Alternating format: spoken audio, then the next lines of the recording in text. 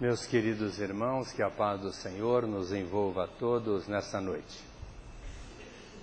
Como nós havíamos prometido, iremos dar continuidade àquele estudo que nós iniciamos na última terça-feira e que aqui falamos, sobre esse tema muito atual: medos, fobias e pânico. Para aqueles que aqui não estiveram, nós vamos fazer um retrospecto rápido, para nós não perdermos tempo nessa sequência, a fim de que, na continuidade, possamos entender todo o assunto na sua íntegra que nós trouxemos para ser analisado aqui nessa noite. Como nós dissemos, os medos, eles existem. Todos nós temos medos. Medos preservadores e medos neuróticos. Preservadores são os medos naturais, que são benéficos.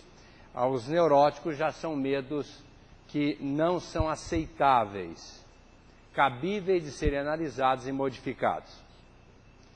Tipos de medos: medo de viver, medo de morrer, medo de doenças, de escuro, de altura, medo de água, de insetos, de animais, de perdas materiais, de perder pessoas, medo do futuro, claustrofobia, medo de lugar fechado, medo de solidão, medo de ser você mesmo. Parece um absurdo, mas tem muitas pessoas que não está muito confiante em si mesmo e tem medo até das suas atitudes. Portanto, dizemos que de uma maneira neurótica se justifica a pessoa ter medo de si mesma. Agora, são muitas razões para a pessoa ter medo. A aculturação, fruto da cultura. Nós vivemos um meio e esse meio tem influência sobre nós. Tanto é que a nossa personalidade é formada através do caráter, que é o fruto do meio. Então, de acordo com o ambiente que nós estamos vivendo, nós passamos a aceitar algumas verdades que nem sempre o são, nós arquivamos, assimilamos e vivenciamos estas pseudo-verdades, e por conta disso passamos até a ter medo diante de uma informação absurda, esdrúxula, mas que foi assimilada. Dentro do reduto familiar, nós recebemos informações, principalmente dos pais, em quem os filhos depositam irrestrita confiabilidade. Portanto, a palavra dos pais tem uma força muito grande e, de acordo com a linha de raciocínio dos pais, muitas das vezes a pessoa passa a assimilar algumas informações em forma de medo. Da mesma forma, podemos dizer que a crença é uma formalização de uma informação por parte da família e aquilo passa a ser vivenciado como uma verdade, deixando de ser propriamente uma crença, e isso contribui muitas das vezes para que a pessoa tenha medo. Decretos de sobrevivência são determinadas atitudes que a criatura assume durante a infância para conviver naquele meio, superar-se diante das situações inóspitas, criadas pela família, criada por situações durante a infância, e a criança começa a ter algumas manifestações de defesa frente àquela situação, o chamado decreto de sobrevivência, e por conta disso, aquilo fica arquivado no inconsciente e, se não for trabalhado, a criança passa a viver isto o resto da vida, desenvolvendo algumas manias, até por conta desse decreto de sobrevivência. Importância do medo. Lógico que o medo é importante, principalmente no chamado medo preservador, porque é uma mensagem que nós recebemos da nossa própria mente ou de alguém que está ao nosso lado, nos dizendo mais ou menos isso. Cuidado, vá com calma, preste atenção e pondere, para que a gente não haja com imprudência, de uma maneira irreverente, e venha pagar um tributo muito caro. Origem dos medos: experiências traumáticas, crenças e superstições, informações erradas, experiências subjetivas intrauterinas, informações que são passadas para a criança dentro do ventre materno, e a criança está ouvindo, está assimilando, e isso vai ser arquivado no seu inconsciente, e muitas das vezes redundando em medos tardios, fazendo parte do psiquismo da criatura. Pensamentos fantasiosos, ansiosos ou fóbicos. Às vezes a criatura pensa, tipo assim, eu vou viajar e eu estou sentindo que alguma coisa errada vai acontecer. Lógico que a viagem está programada para acontecer tudo bem, curtir a viagem, dar tudo certo, mas ela coloca na cabeça que teve um sonho, e aquele sonho disse que a viagem iria ser conturbada, por certo ela vai ter algum dissabor, e já começa a ter medo da própria viagem. E viaja naquela fantasia, e por isso vem o medo. Falta de autossegurança quanto aos talentos. Nós temos muitos talentos, mas não acreditamos neles, e por conta disso passamos a ter medo também. Desconhecimento da natureza essencial com seus potenciais e forças mentais. Nós temos forças mentais, nós temos capacidade mental, nós podemos realizar muitas coisas, mas não acreditamos nessa potencialidade e por conta disso geramos um medo, uma insegurança. Os arquétipos, o inconsciente coletivo, que é fruto das experiências pretéritas que nós já vivenciamos em outras vidas, e trazemos um arquivo que pode ser bom, pode ser ruim, de acordo com aquilo que nós experienciamos numa existência passada, e isso tem força de mando na nossa vida, uma vez que o inconsciente manda em nossa vida em 80%, o nosso consciente só tem força de mando em 20%, portanto esse arquétipo, ou seja, esse inconsciente coletivo, tem uma força muito grande, e se não é um arquivo muito bom, certamente vai originar medo para essa atual existência. É aquela pessoa insegura que tem medo de tudo, exatamente por conta desse inconsciente coletivo. E finalmente, a ignorância. Nós sabemos que a nossa ignorância, quando nós não temos conhecimento de um fato, não sabemos nos posicionar diante de situações vivenciadas, gera um certo medo, uma certa insegurança. Medo e ansiedade, eles estão muito ligados. A pessoa muito ansiosa, muitas das vezes gera o medo e até no extremo o pânico. Então, eu já disse que em épocas pretéritas, nós fomos treinados para enfrentar ou fugir de situações difíceis. E por conta disso nós geramos uma energia que é exatamente para nós fugirmos ou enfrentarmos. Mas diante dessa energia produzida, quando ela não é usada, ela é arquivada dentro de nós. E ela tem que ser dissipada.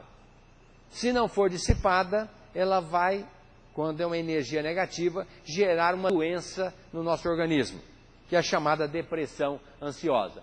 Portanto, por conta desse comportamento ansioso negativo, são situações que nós imaginamos, tipo assim, eu vou me encontrar com uma pessoa, e eu sei que ela vai me dar uma bronca.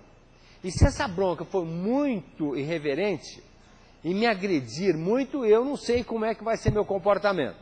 Eu não sei se eu não vou partir para a briga. Agora, se ele estiver munido de uma arma, então é bom que eu já me prepare para correr. Porque se eu enfrentar, ele pode me matar, então não seria uma boa. Mas eu vou para lá. Eu já estou sentindo que alguma coisa vai acontecer. Esse é o chamado comportamento ansioso. Eu já estou vivendo uma situação que está para acontecer. Mas eu chego lá e essa pessoa vai dizer assim, olha, Aguinaldo, que bom que você veio. Você imagina, eu estive refletindo sobre aquilo que aconteceu entre nós. Olha, eu até quero pedir desculpa, porque eu fui infeliz naquela hora, eu fui meio agressivo, mas olha, eu quero lhe pedir desculpa. Eu que fui preparado para a briga, ou se ele estivesse munido de uma arma, até eu iria fugir. Cheguei lá, o que aconteceu? Ele me recebeu de braços abertos, não aconteceu nada daquilo que eu pensei, mas a energia já estava canalizada. Eu já tinha criado na minha ansiedade essa energia. Como eu saí de lá, não canalizei essa energia, ela voltou comigo. E por conta dessa energia arquivada, alguma coisa eu vou experimentar no meu arcabouço físico.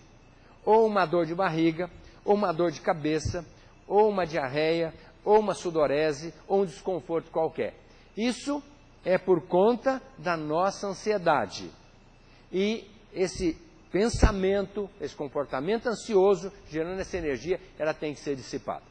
E via de regra, 80% das doenças são psicossomáticas, são doenças criadas pela nossa mente, são fruto exatamente desse comportamento ansioso. É a pessoa que fica sempre maquinando coisas que poderão acontecer de uma maneira negativa. Porque se tiver um comportamento ansioso positivo, ótimo.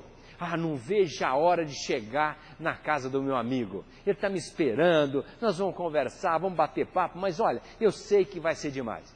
Esse já é um comportamento ansioso positivo. Isso é muito bom, que eu já começo a sentir um bem-estar só de pensar que eu vou estar com meu amigo, ele vai me receber e nós vamos passar momentos agradabilíssimos.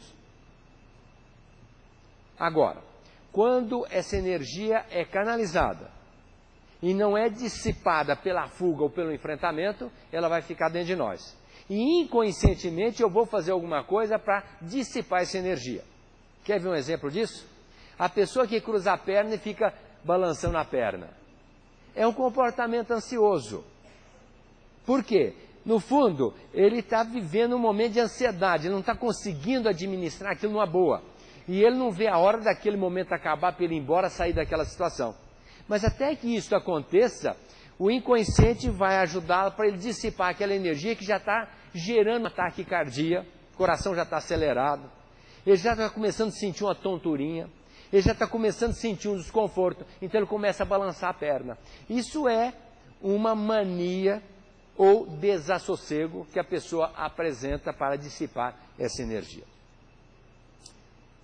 Quando a pessoa, o que leva a pessoa a ter medo, dentro desse mesmo clima, dessa associação de medo e ansiedade, quando a pessoa tem uma educação repressora, quando também ela tem uma educação superprotetora.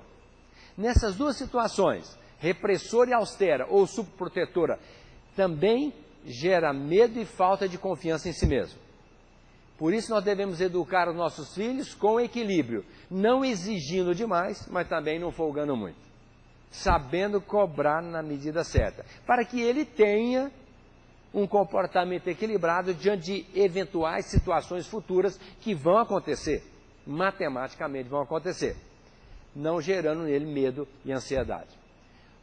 O pensamento mágico, dentro daquele decreto de sobrevivência, a criança muitas das vezes tem algumas manias que ela desenvolve para enfrentar aquela situação inusitada, e isso fica arquivado. Na primeira situação que ele enfrentar de dificuldade, ele vai repetir aquela mania dele. Tipo, às vezes ele dá uma pancadinha na mesa, pedindo que os pais parem de brigar. Ou que saia bem na prova. E se saiu bem na prova, os pais pararam de brigar, ele já vai dizer, ah, agora eu já sei. Quando eu for enfrentar uma situação difícil, eu vou dar uma pancadinha na mesa. Porque eu aprendi isso com o meu amigo, com o meu colega. Isso fica no inconsciente e ele vai crescer dando a pancadinha na mesa. Mas tem muitas outras manias. Cada um sabe da sua mania. Então, quando ele crescer, enfrentando uma situação difícil, mesmo que ele nem lembre do que aconteceu lá atrás, ele já vai dar a pancadinha na mesa. Isso já está medularizado, isso já está arquivado no inconsciente. Nós dissemos que neurose é um estado em que a pessoa vivencia o que os outros estão pensando. A pessoa não dá muito valor à sua essência, aquilo que ele tem dentro dele. Ele está mais preocupado com o que ele possa fazer para agradar o outro. E gerando, por conta disso, um mal-estar. Já quando a pessoa é equilibrada, ela está mais focada para ela mesma. Assim, não, eu sei o que eu quero. Não estou me importando com o que o outro possa pensar. Eu vou fazer assim porque eu acho que é assim que eu devo fazer. Esse é o comportamento equilibrado e que dá um bem-estar. O Freud diz que nós todos somos neuróticos e que é difícil vencer a neurose. Sim, é difícil, mas lá na frente nós vamos mostrar como a pessoa deve fazer para vencer a sua neurose. O mecanismo do ego é exatamente essa preocupação que a gente tem com o que os outros pensam. E nós vamos desenvolver sempre mecanismos para agradarmos os outros, sem preocupar com aquilo que é importante para nós. Portanto, muitas das vezes o neurótico tem medo de viver e tem medo de morrer, porque ele não está focado para a vida que é dele, ele está mais focado para a vida que é dos outros. Ele não vive a vida dele, quando na verdade a nossa vida é uma bênção, para a gente estar aproveitando-a para tirarmos proveitos a nosso favor, crescendo, progredindo espiritualmente. Então, a pessoa que não está preparada para viver também não está preparada para morrer. E o neurótico é assim, ele não gosta nem de viver nem de morrer. Porque se a gente perguntar, mas se você não quer morrer, você quer viver. Não, mas não gosta da vida. Mas então você quer morrer? Não, morrer eu não quero, eu tenho medo de morrer. Então a pessoa nunca está centrada naquilo que está fazendo. Se ele está gostando da vida, ele quer viver. Agora, se ele não está gostando, ele quer morrer. Mas ele não sabe o que ele quer. Se ele quer morrer ou quer viver. Ele nunca está voltado para a sua essência. Decreto de sobrevivência, nós já falamos que são mecanismos que a criança desenvolve para enfrentar determinadas situações inóspitas. E por conta dessas crenças negativas, quando a criança na infância se sente mal amada, não se sente bem protegida, ela vai desenvolver na sua mente alguns pensamentos negativos em desalinho, tipo, ninguém é confiável, todas as pessoas são perigosas e podem me magoar, o mundo é perigoso e hostil, a vida é difícil. As crenças introjetadas em relação aos outros precisariam ser revistas na própria criatura, mas ela não se preocupa com as suas crenças. Ela está sempre preocupada com aquilo que ela pensa que possa acontecer em relação ao mundo que está à sua volta. Portanto, esse é um comportamento extremamente neurótico, que a pessoa se sente fora do seu mundo, agredida violentamente pelo mundo que está lá fora e que é hostil. As camadas da neurose, esse é o último slide que nós passamos na nossa palestra anterior. São camadas que nós desenvolvemos diante da nossa neurose. Às vezes a pessoa não sabe como se comportar e às vezes tem comportamentos em desalinho, porque muitas das vezes ele está preocupado com aquilo que a comunidade diz que tem que fazer, mas dentro dele nem sempre está tão convencido disso, mas faz porque todo mundo faz, ele vai fazer também, não é?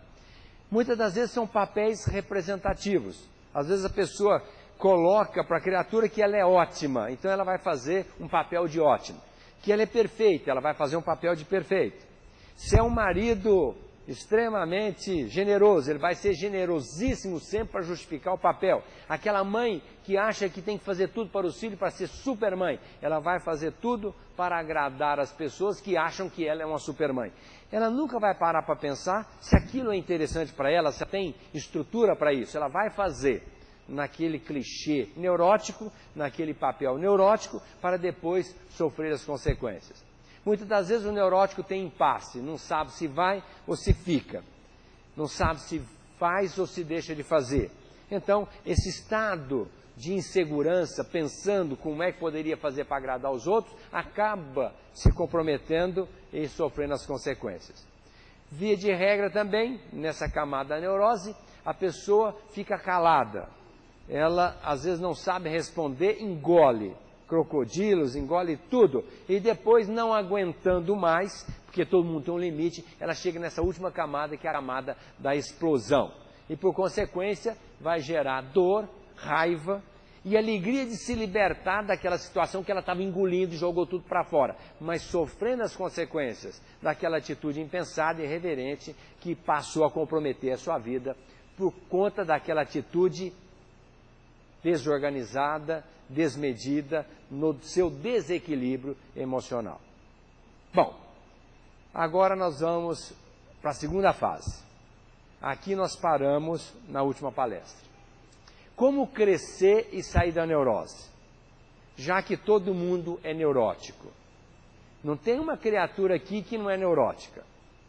Basta analisar, cada um vai saber onde está a sua neura. Ou seja, para a gente relembrar o que é neurose, é fazer para agradar o outro. Muitas das vezes nós não estamos fazendo uma coisa que nós gostaríamos de fazer e até achamos que deveríamos fazer. Mas o que é que os outros podem pensar a nosso respeito? Então nós vamos fazer para nos justificarmos e agradarmos a terceiros. Então, para que nós possamos vencer, sair dessa neurose e crescer emocionalmente, precisamos começar por aí. Só você pode trabalhar por você. Às vezes a gente vai, não, eu sou neurótico, eu vou procurar um psicólogo porque ele vai resolver meu problema. Não vai. O psicólogo vai dar subsídios para ele verificar onde ele falhou, onde ele está falhando, o que ele poderá fazer para vencer a sua própria neurose. Assumir uma postura de mais equilíbrio emocional, mas ele tem que trabalhar por ele mesmo. Ninguém vai resolver o problema da criatura, ou seja, é um distúrbio mental, é uma mente em desalinho. Quem é que vai dar um toque, um passe de mágica e vai de repente já fazer com que a pessoa, a partir daquele momento, já mude totalmente seu comportamento? Não, é ela que tem que verificar onde está errando, o que poderia fazer e modificar-se para adequar-se a uma proposta de equilíbrio, para o reencontro consigo mesma, lhe dando um bem-estar. Nesse aspecto da neurose, aceitar o outro como ele é. A começar por aceitar a si mesmo. Se a pessoa tem dificuldade de conviver consigo mesma, medo de viver consigo mesma, imagine que ela não está gostando da sua própria pessoa. Não está aceitando-se, exatamente por aquele comportamento em desalinho. Então ela precisa, primeira coisa, aceitar-se. Não, eu sou desequilibrado mesmo. Agora eu vou trabalhar o meu desequilíbrio. Eu vou procurar o terapeuta, o psicólogo, psicanalista, vou procurar uma outra fonte informativa, eu preciso conhecer alguma coisa que me leve ao entendimento de como eu deva proceder a partir de então, e eu vou me trabalhar para não ser mais essa criatura neurótica que eu não gosto, não aprecio e não quero mais para mim. Aceitar o outro, porque o neurótico também não aceita o outro. Ele acha que o problema dele está no outro. Via de regra, ele transfere para o outro a razão da sua desdita. Ah, eu sou assim por causa do fulano. E quando o fulano tem algum comportamento em desequilíbrio, nós vamos falar lá na frente um pouquinho, a criatura faz a projeção. Projeta na criatura a sua falência. Ao invés de verificar a sua falência e modificar-se, ele vai projetar a sua falência no outro e vai criticar o outro, vai censurar o outro. O neurótico tem muita dificuldade de lidar com perdas, quais sejam todas as perdas. Perda de um animal, perda de um parente, perda de um objeto, perda de uma fortuna. A pessoa tem muita dificuldade de lidar com perdas. E principalmente quando ele depende emocionalmente daquele elemento. Por exemplo, pessoas que vivem sozinhas e tem um cachorro, e aquele cachorro é um companheiro, se aquele cachorro morrer, a pessoa quase morre junto. Não morre porque não tem jeito, até gostaria. E acha que aquele cachorro era muito importante para o seu equilíbrio emocional. Criou-se uma dependência daquele animal. Como pode ser um gato, como pode ser qualquer outro animalzinho. Em se tratando de um parente, então, em que a pessoa diz, ele era a razão da minha vida, ele morreu, agora eu. Quer dizer, essa pessoa cai por terra e se sente a mais infeliz das criaturas diante da perda daquele parente. Então ele precisa começar a trabalhar, não só profilaticamente, como também no momento. Olha, o fulano foi, ele está no plano espiritual, continua vivo, cuidando da sua vida lá, e eu vou ficar aqui cuidando da minha vida, que afinal de contas ainda não terminei minha tarefa. E se eu dependia dele emocionalmente, agora eu vou procurar uma outra pessoa que pode me ajudar. Ou um livro, ou uma outra fonte informativa, algum outro elemento que possa me auxiliar para eu readquirir o meu equilíbrio. A minha dependência emocional dessa pessoa precisa ser vencida.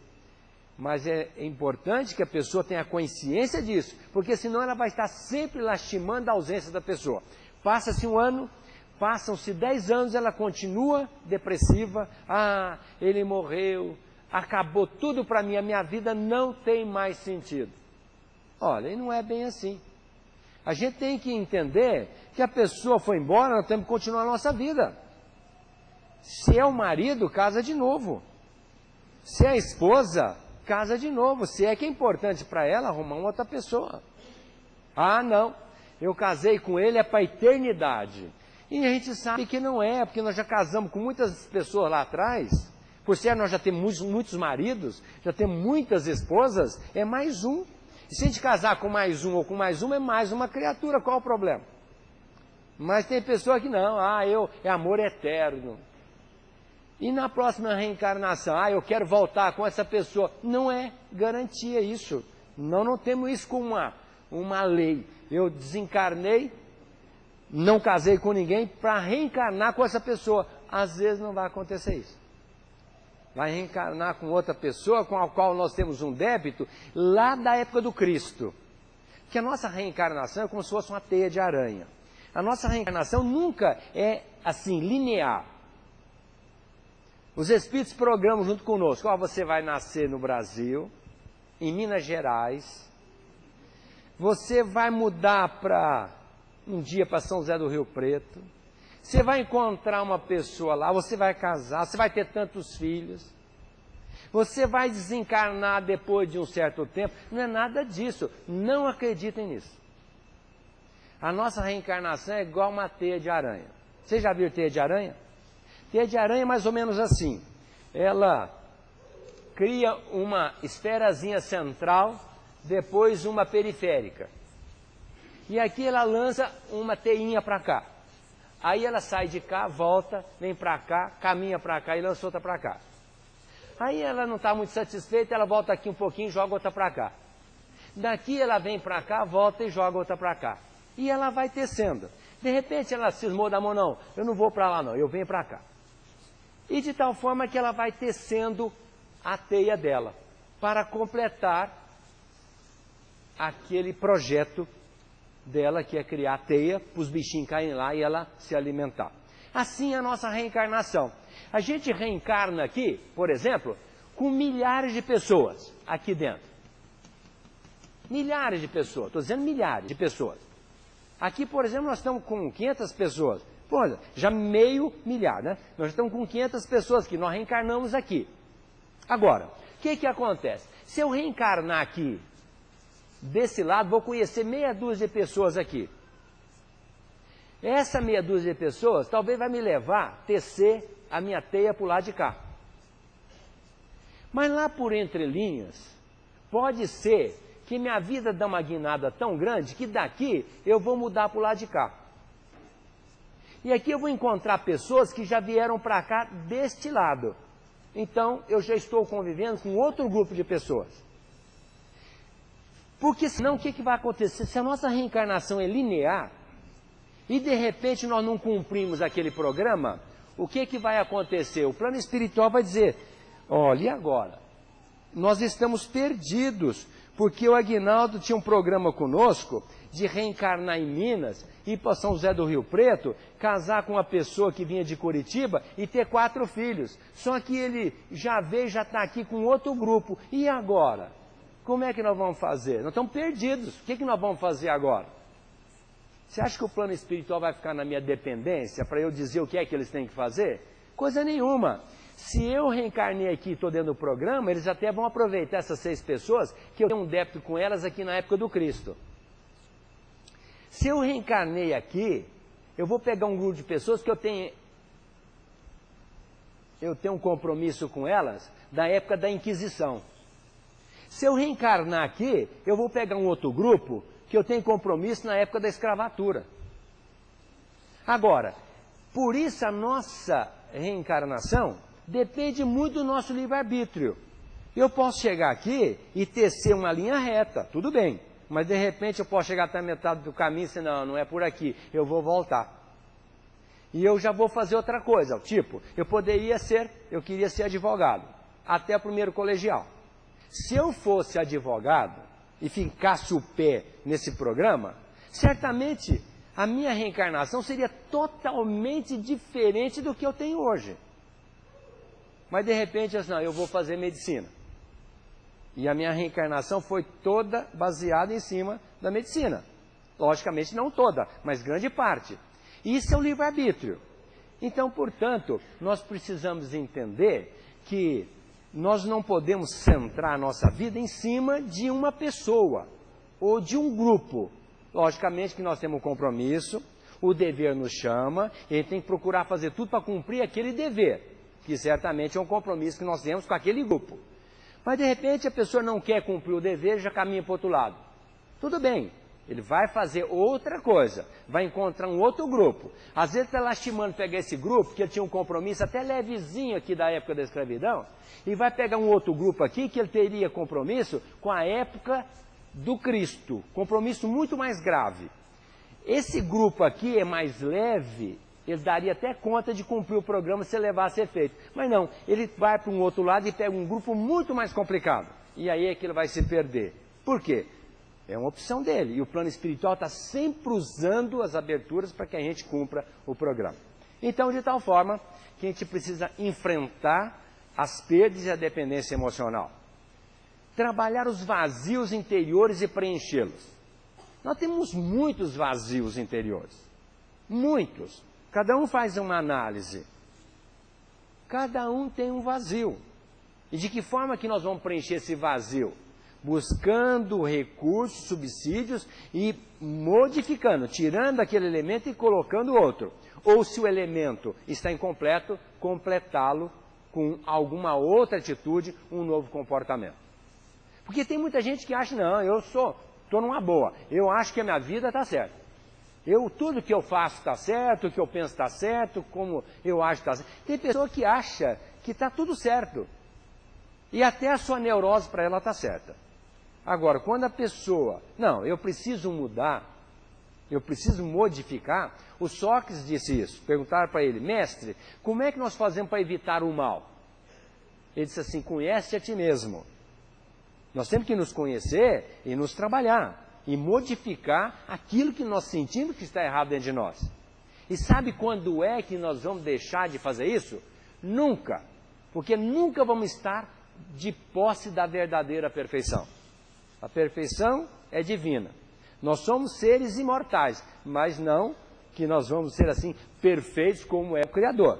Entendemos que nós vamos para uma perfeição continuada. Por isso nós temos que nos aprimorar sempre. Toda hora é hora de nós estarmos nos trabalhando. E finalmente, realizar os deveres com prazer. Porque tem muito neurótico que olha, ele reclama por tudo. Quer ver uma coisa? Mãe, por exemplo, que tem muitos filhos. Não aguenta essa molecada. Como você não aguenta? Não aguento. Por que você casou? Se você casou, por que você teve filhos? Se você teve filhos, por que você teve uma turma, já não teve um ou dois? Não aguento essa molecada. Tem muitos médicos, não sei se tem alguns aqui, mas pode afirmar o que eu estou falando. Vivem reclamando, eu não aguento essa medicina. Por que você fez medicina? A gente não tem horário, trabalha muito. Mas medicina é isso mesmo. Você deveria fazer outra coisa, não medicina. E a pessoa reclama. Aí tem dinheiro, né? Eu tenho pena de Deus, né? Porque Deus, coitado dele, né?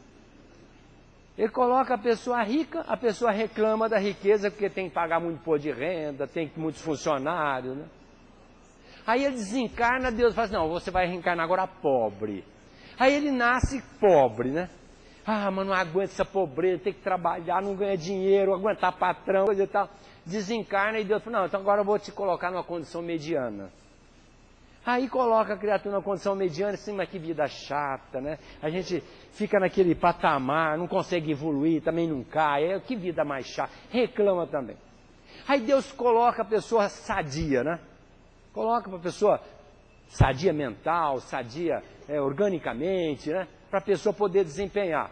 A pessoa acaba, por conta da sua inteligência sem sentimento, se comprometendo profundamente. Desencarna uma situação ruim. Aí Deus diz assim, agora você vai nascer idiota, amaurótico, uma criatura débil mental. Aí vem, sofre todas as consequências, eu não aguento a minha vida, essa vida que eu estou vivendo. Aí volta lá. E Deus, como é que fica? Então, é mais ou menos isso. Pessoas que não sabem ser felizes com o que têm. Uma mãe que tem muitos filhos deveria dizer, nossa, que bênção, né, ter muitos moleques. Porque aí eu vou ajudar essa turma, eles vão se crescer, vão aproveitar essa oportunidade, eu também vou aprender muito, porque eu vou aprender a ter mais paciência, mais tolerância, e eu sou feliz de ter muitos filhos. É assim que as mães falam? Não, reclama.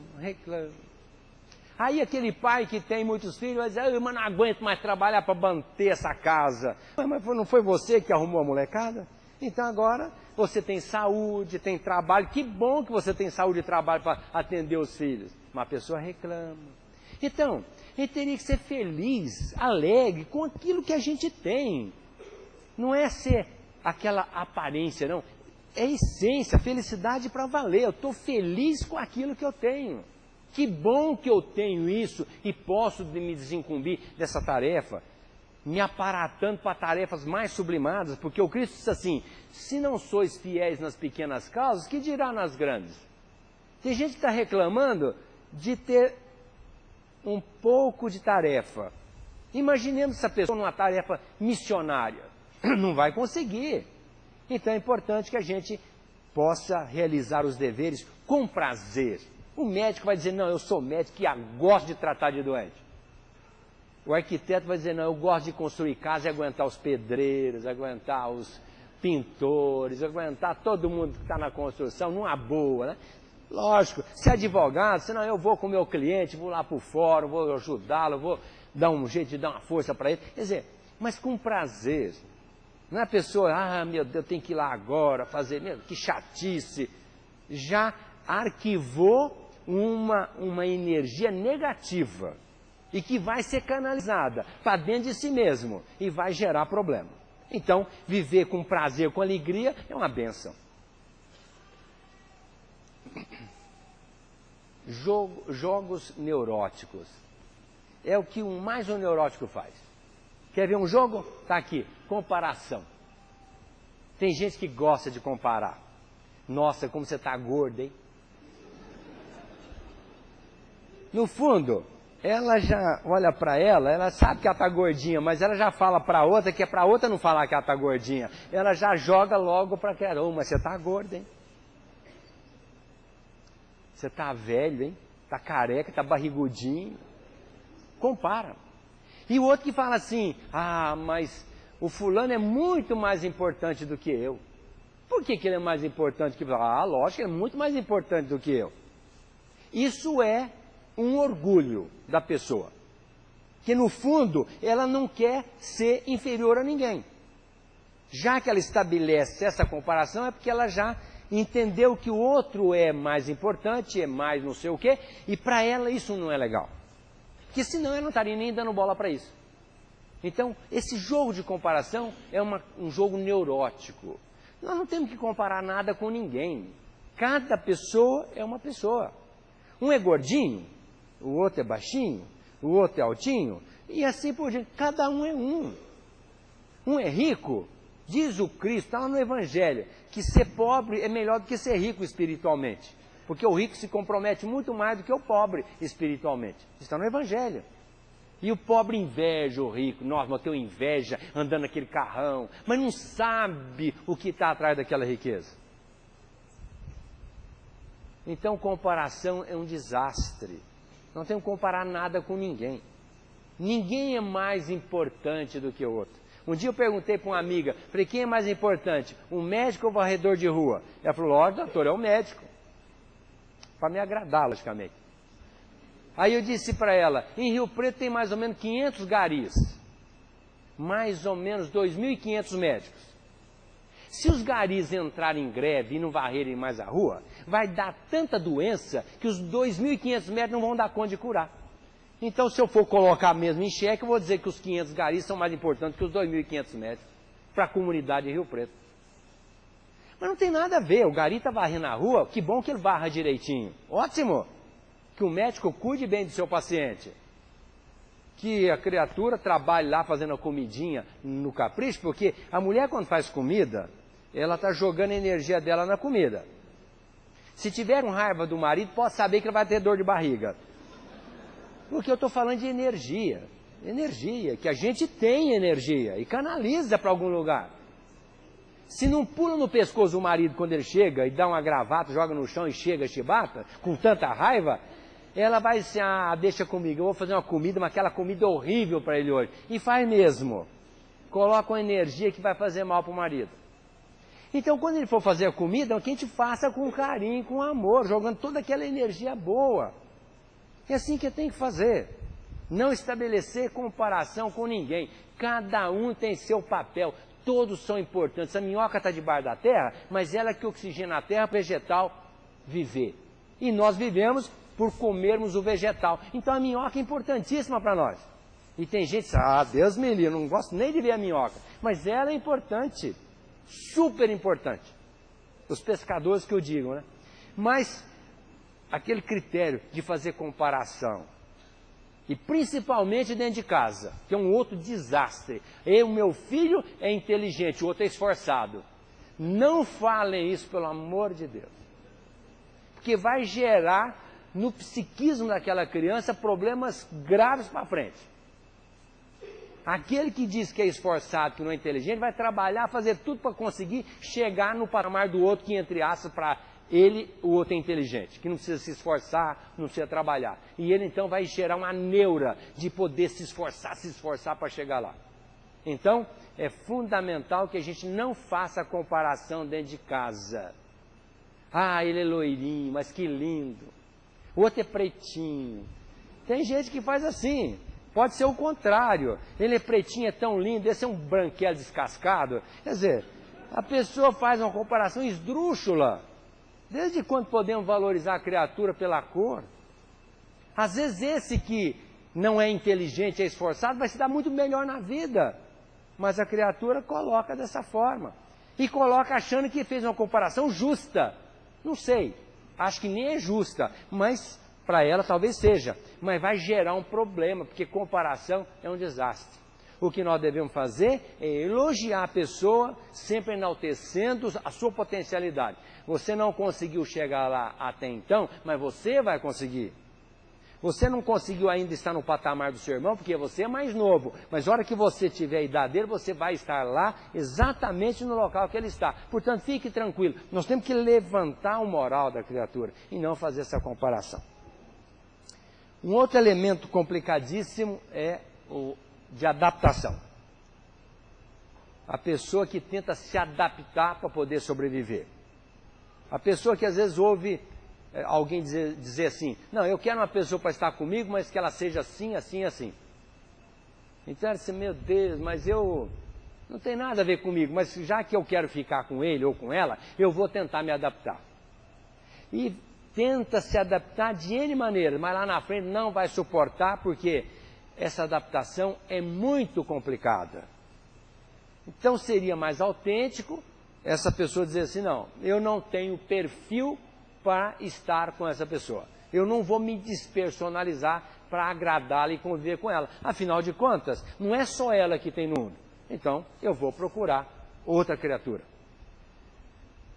Adaptar-se à pessoa significa despersonalizar-se. Você pode até fazer muitas coisas para agradar, para estar fazendo algumas transformações de adequação, mas não adaptar-se à pessoa despersonalizando-se. Isso é uma neurose. A pessoa deixa de sê-la para viver o mundo da outra. E muitas das vezes a situação fica tão contundente que a outra, sabendo disso, vai aproveitar. Agora deixa comigo. Ela está na minha, então exige e cobra. Chega uma hora a pessoa não aguenta mais. explode, que é uma camada da neurose. As projeções é o seguinte, nós quando analisamos o comportamento de uma pessoa e achamos que não foi legal, analisamos, olha, o fulano é infiel, eu acho que não é legal, ele deveria respeitar a esposa, ou a esposa deveria respeitar o marido, porque a infidelidade não é legal para o reduto familiar. Mas tudo bem, vou cuidar da minha vida. Isso é uma análise. Agora, a projeção é quando a gente passa a ter um comportamento muito exacerbado diante da atitude do outro. E eu passo a dizer assim, mas o fulano fez isso, mas ele é um crápula, onde já se viu, e coisa e tal. E vou ficando exaltado. Se o fulano estivesse na minha frente, é capaz que eu avançaria nele para agredi-lo. Isso chama-se projeção. Existem muitas projeções. Por exemplo, a gente vê uma criança abandonada. Ué, criança abandonada sempre teve por aí. E a gente até não gosta. Mas o que eu vou fazer? Eu vou chegar a agredir o mundo porque essa criança é abandonada? O animalzinho que é abandonado? Não. Se eu puder fazer alguma coisa até para ajudar a criança, ajudar o animal, tudo bem. Eu não posso ficar sofrendo. Meu Deus, a criança abandonada, aquela criança, o cachorrinho, coisa. Quer dizer, sofrer muito. No final, o que eu estou fazendo? Estou fazendo uma projeção. Mas, Aguinaldo, como é projeção? Por exemplo, a pessoa é infiel. Quer dizer que quem está projetando a sua infidelidade naquela pessoa infiel? É. Mas ela nunca traiu ninguém.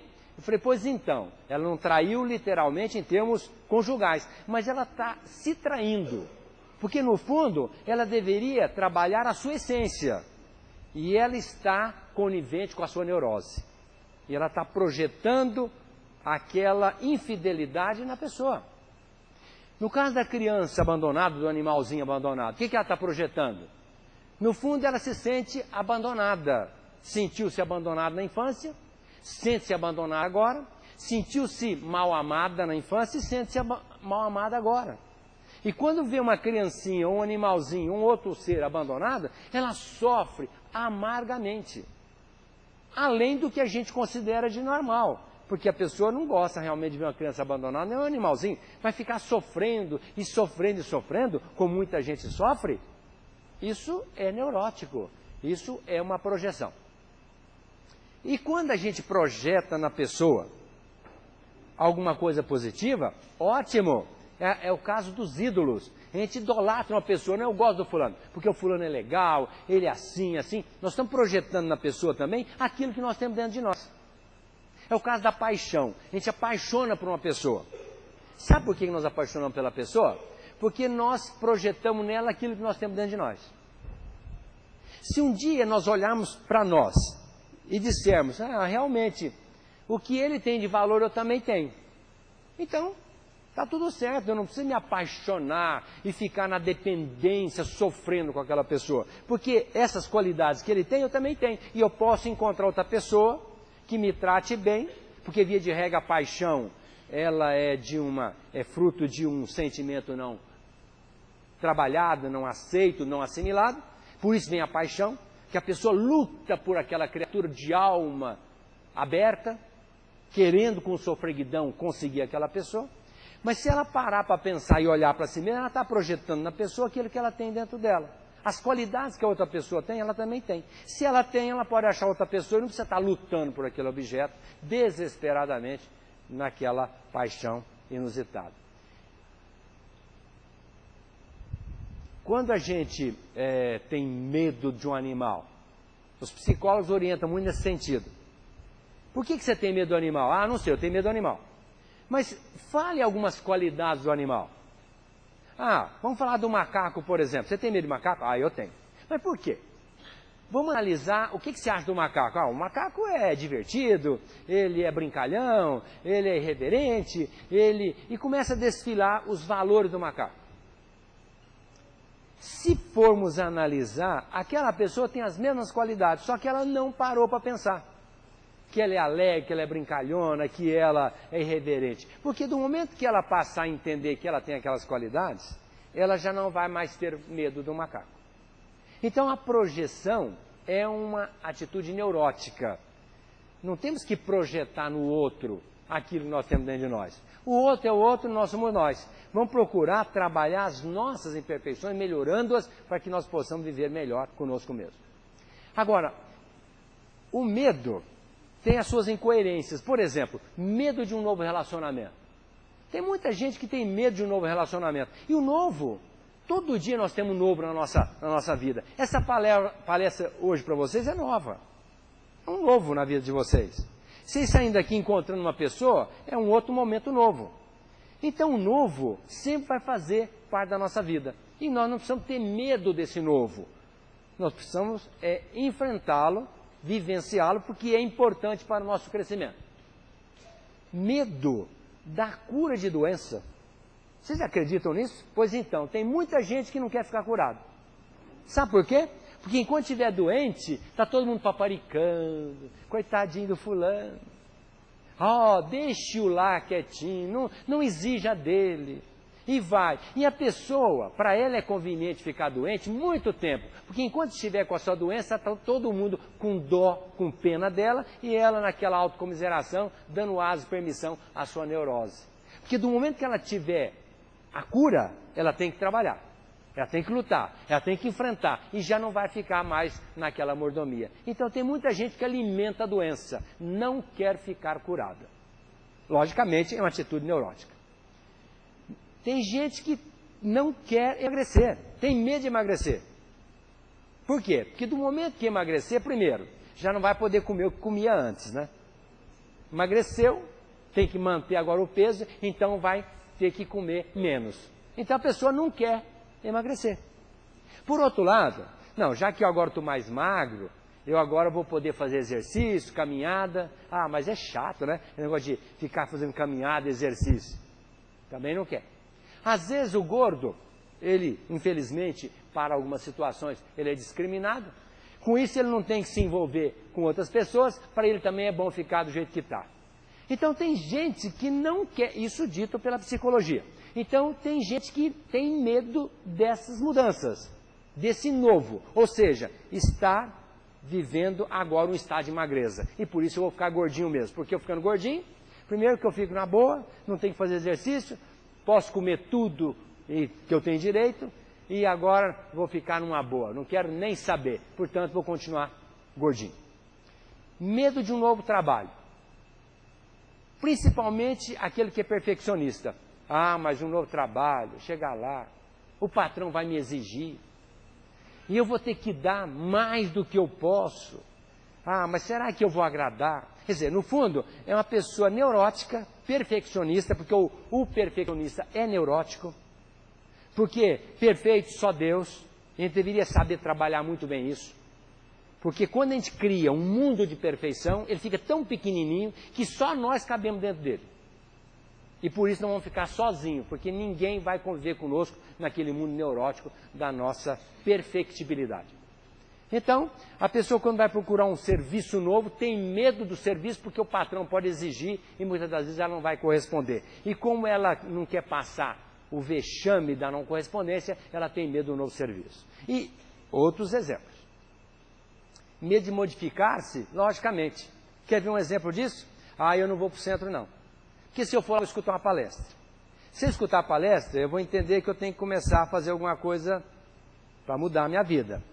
Se eu mudar minha vida, certamente virão mais cobranças. E por consequência eu vou deixando de ser o que eu sou e de fazer o que eu faço, então eu estou fora do centro. Isso é um comportamento neurótico, porque se a pessoa vem, entende uma verdade, assimila, vivencia e ela progride espiritualmente, já está cumprindo o programa reencarnatório. Então a modificação é necessária. E tem gente que não quer modificar. Vem a palestra, aquela palestra era boa para o meu irmão, para o meu pai, para a minha amiga. Para mim não tem nada a ver. Aliás, eu já sabia de tudo que ele falou e tenho procurado fazer. Mas no final, não faz. Porque fazer é difícil. A gente até entende, mas modificar-se é muito difícil. E é um trabalho que a gente tem que fazer para sair desse comportamento neurótico. A lenda do monge, um monge uma certa vez estava triste. E o discípulo dele chegou para ele e falou assim: mas por que, mestre, o senhor está triste? Porque eu vou morrer. Sim, mas o senhor disse que a morte não existe. Por isso mesmo. Aí ele disse, mas o senhor fala que morrer é bom, principalmente para as pessoas que fazem o bem, por isso mesmo. Não, mas se o senhor não tem medo da morte, a morte não existe. Se o senhor fez o bem e vai morrer numa boa, por que o senhor está triste? Por isso mesmo. Eu, mas não estou entendendo, então o senhor me explica. Pois então, eu sei que a morte não existe, que a vida continua, que eu vou morrer, para isso, nenhum problema. Que eu fiz muitas coisas pelos outros, também tenho consciência. Só que eu não fiz para mim. Portanto, eu estou triste porque eu fiz tudo para os outros e não fiz para mim. Então, tem muita gente que acha que fazer as coisas para os outros, fazer as coisas para os outros, fazer as coisas para os outros, é caridade e resolve o problema. Não é. É bom fazer o bem para os outros, fazer tudo que puder e mais alguma coisa para os outros, ajudando. Mas o mais importante é nós nos modificarmos interiormente.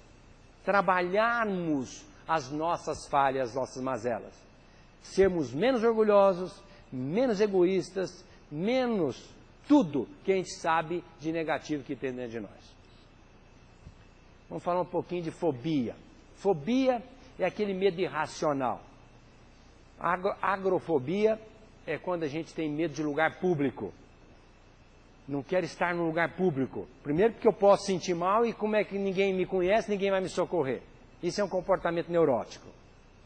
E geralmente essas pessoas que têm agorafobia, agora significa praça pública, medo de estar em público, essa pessoa fica muito apreensiva com o que possa acontecer no meio do público.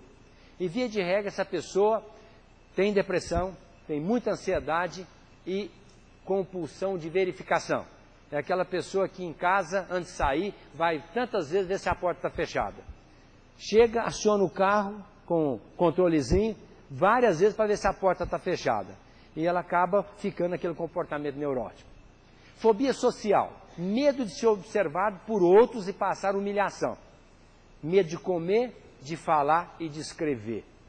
Às vezes a pessoa tem medo, que eu já contei até na terça-feira passada, daquele prefeito que não quis comer naquele almoço lá em Brasília, com medo de que as pessoas pudessem fazer gozação com ele.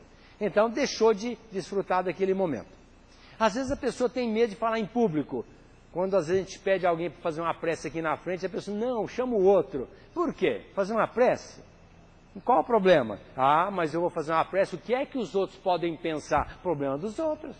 Você veio e não fez a prece, o seu papel está feito. Agora, se alguém pensou que a sua prece foi isso ou aquilo, é problema de quem pensou. Você fez o que tinha que fazer. Tem gente que tem medo de assinar na frente dos outros, começa a tremer e acaba não querendo assinar. Aí alimenta mais a neurose. Isso é chamada fobia social.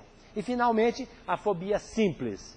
Medo de animais de altura, acrofobia, que é medo de altura, lugar fechado, que é a claustrofobia. E a coisa que a gente fica até por entender. Por que você tem medo de elevador? O lugar mais seguro que tem no mundo é o elevador. Ah, mas eu tenho medo de ficar num lugar fechado. Não sobe no segundo andar porque tem medo de altura. Então essa é a fobia simples. Transtorno do pânico. Vou falar rapidinho. Pânico é quando ele tem muita ansiedade. A pessoa muito ansiosa, ela acaba desencadeando o pânico. E o pânico dá muitos sintomas, que às vezes até são mal entendidos. Dispneia, falta de ar, palpitação, mal-estar, dores torácicas, sensação de sufocação, tonturas, adormecimento, formigamento nas extremidades, arrepio de calor e de frio, sudorese, desmaio, tremores, medo da morte iminente. Isso é o pânico. Geralmente a pessoa que tem pânico é uma pessoa muito ansiosa. É aquela pessoa extremamente ansiosa. Chega num ponto, passa a ter medo de tudo. Medo de morrer, medo de uma série de coisas, desencadeia aqueles sintomas extremamente desconfortáveis. E na grande maioria, a pessoa que tem essa ansiedade exagerada e desencadeia o pânico, ela tem também depressão e estresse. Não podemos esquecer das doenças orgânicas que às vezes simulam o pânico. No caso, o hipertiroidismo, uma queda de glicose e um tumor de suprarrenal.